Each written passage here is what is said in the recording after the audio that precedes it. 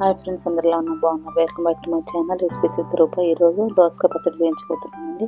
ముందుగా చేదు లేకుండా దోసకాయని కట్ చేసి పెట్టుకోవాలి. 30 గ్రామ్స్ పచ్చిమిర్చి, 1 స్పూన్ ఆవాలు, 1 స్పూను జీలకర్ర తీసుకోవాలి. దోసకాయ పచ్చడి చాలా టేస్ట్గా ఉంటుంది. ఈ విధంగా ట్రై చేయండి. ఈ ప్రాసెస్లో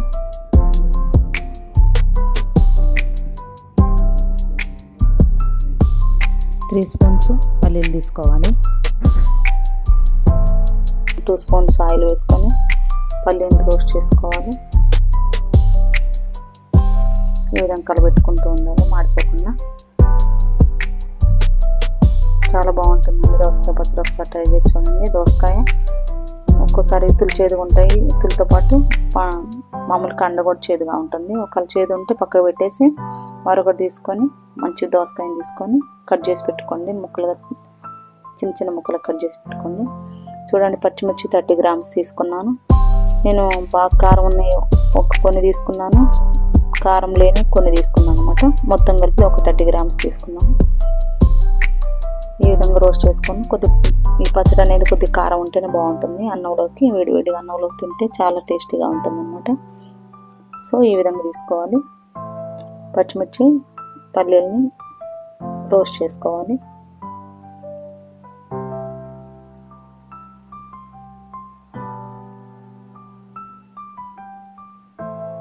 ఒకసారి ట్రై చేసి చూడండి. దోసకాయ పచ్చడి చాలా బాగుంటుంది. 1 స్పూన్ జీలకర్ర వేసాను.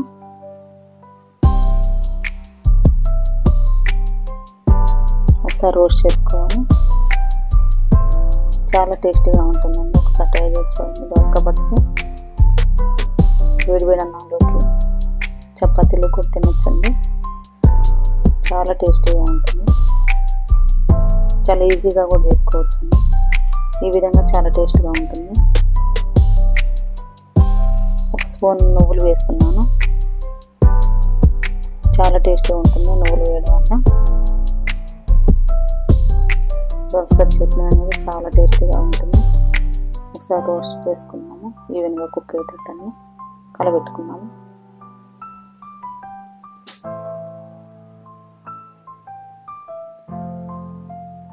ఈ విధంగా సిమ్లో మగ్గనివ్వాలండి. హైలో పెట్టద్దు.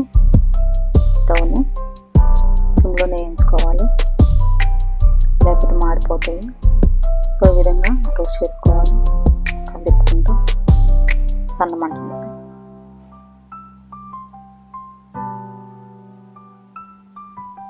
ఈ విధంగా కలబెట్టుకోవాలి. వీటిని ఒక ప్లేట్లో పక్కకు తీసుకోవాలండి. పక్కకు తీసుకొని ఒక 2 స్పూన్స్ ఆయిల్ వేసుకొని ముందుగా కట్ చేసి పెట్టుకున్న దోసకాయని చేదు లేకుండా చూసి పెట్టుకున్నాం కదండి, ఆ దోసకాయ ముక్కల్ని ఆయిల్లో వేయించుకోవాలి. ఈ విధంగా ఒక దోసకాయని తీసుకున్నాను కదా,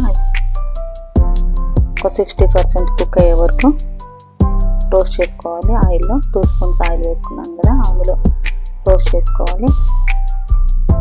60% కుక్ అయ్యేటట్టు చూసుకోవాలి.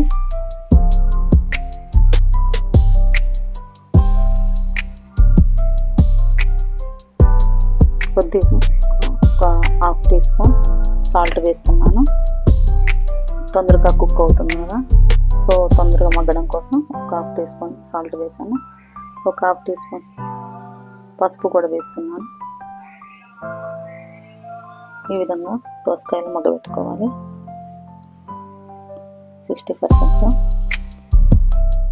ఉప్పు పసుపు అన్నీ వేసాను కదా, మగ్గిపోయింది. ఇప్పుడు కొద్దిగా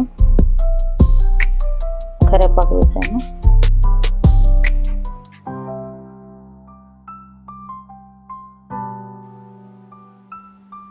కరివేపాకు కూడా వేసి రోస్ట్ చేసుకోవాలి 1 మినిట్. కొద్దిగా కొత్తిమీర కూడా వేస్తున్నాను.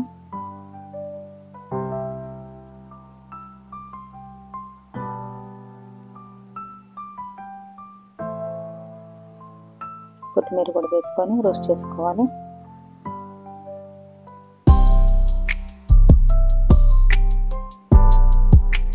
ఈవెన్గా రోస్ట్ అయ్యేటట్టు చూసుకోవాలి.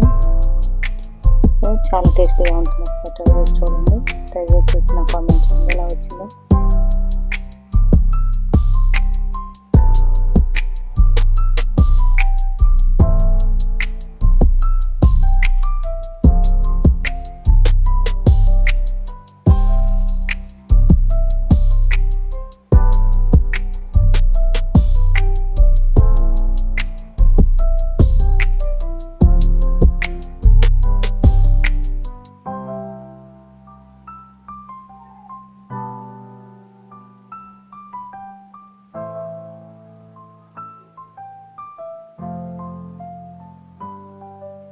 ముందుగా రోస్ట్ చేసి పెట్టుకున్నాం కదండి పల్లీలు, నువ్వులు, జీలకర్ర ఇవన్నీ కూడా, పచ్చిమిర్చి ఇవి మిక్సీ జార్లో వేస్తున్నాను.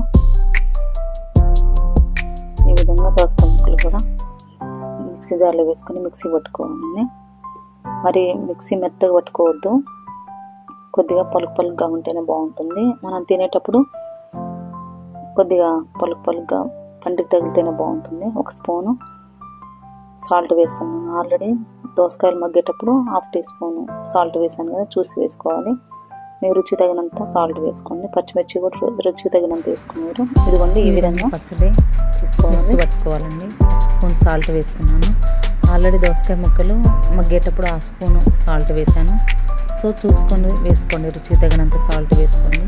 మరి మెత్తగా పట్టుకోకూడదు, ఎందుకంటే పంటికి మనం తినేటప్పుడు పంటికి తగులుతూ ఉంటే బాగుంటుంది. సో ఈ విధంగా తీసుకోవాలి.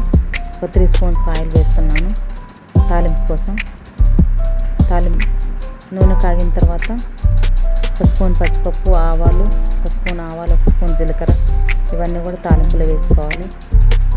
ఈ విధంగా వేసుకోవాలంటే ఇవన్నీ చాలా టేస్ట్గా ఉంటుంది తాలింపు. 1 స్పూన్ మినపగుండ్లు కూడా వేస్తున్నాను, చాలా టేస్ట్గా ఉంటాయి. ఈ విధంగా చేయడం వల్ల తాలింపు దోసకాయ పచ్చడి వేడివేడి అన్నంలో చాలా బాగుంటుంది. ఒకసారి ట్రై చేసి చూడండి, చాలా టేస్ట్గా ఉంటుంది. నూనెలో మగ్గుతున్నాయి చూడండి. మినపగుండ్లు కూడా వేస్తున్నాను 1 స్పూన్. ఇవి పంటికి తగిలితే బాగుంటుంది అన్నమాట పచ్చడి తినేటప్పుడు. సో ఈ విధంగా అన్నీ వేసుకోవాలి.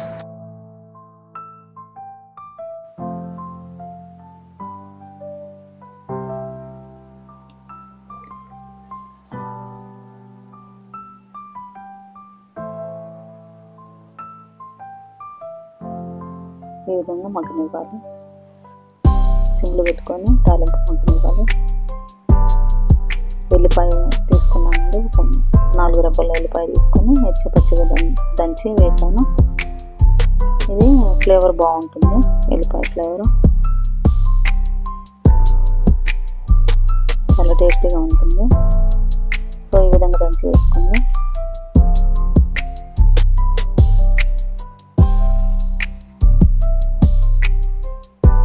కొద్దిగా కరివేపాకు కూడా వేస్తున్నాను. సాకలు పెట్టుకోవాలి ఈ విధంగా ఒకేటట్టు.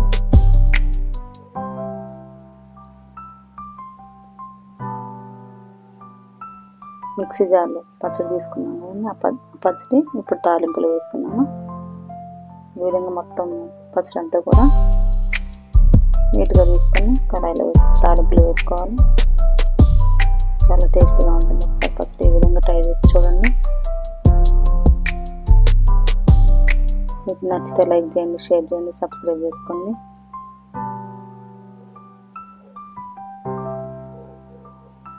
ఈ విధంగా ఈవెన్గా కుక్ అయ్యేటట్టు కలిపెట్టుకోవాలి.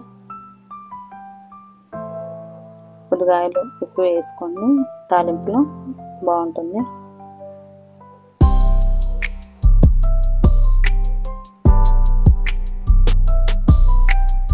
మరో కొత్త రెసిపీతో మేము ముందుకు వస్తామండి. సర్వ్ చేసుకున్నాము, చాలా టేస్ట్గా ఉంటుంది. ఈ విధంగా ట్రై చేసి చూడండి దోసకాయ పచ్చడి.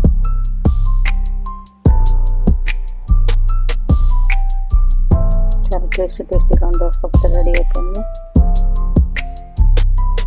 చూడండి ఈ విధంగా చేసుకోండి. థ్యాంక్ యూ వెరీ మచ్ అండి. I love you.